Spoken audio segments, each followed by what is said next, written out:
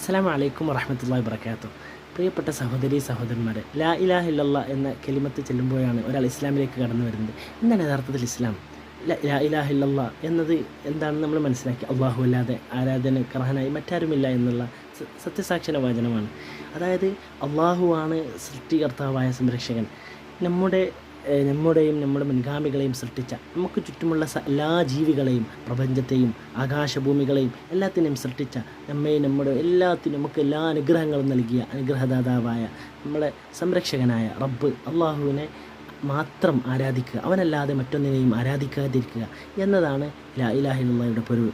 അവന് പുറമെ ആരാധിക്കപ്പെടുന്നതിനെ നിഷേധിക്കുകയും അതൊന്നും യഥാർത്ഥത്തിൽ ആരാധ്യരല്ല എന്ന് മനസ്സിലാക്കുകയും അംഗീകരിക്കുകയും വിശ്വസിക്കുകയും അള്ളാഹുവിനെ മാത്രം ആരാധിക്കുക, അവനിൽ അർപ്പിച്ച് അവൻ്റെ നിയമനിർദ്ദേശങ്ങൾ വിശുദ്ധ ഖുർആനിലൂടെയും പ്രവാചകൻ സല്ലല്ലാഹു അലൈഹി വസല്ലമയുടെ അതനുസരിച്ച് ജീവിക്കുക എന്നുള്ളതാണ്.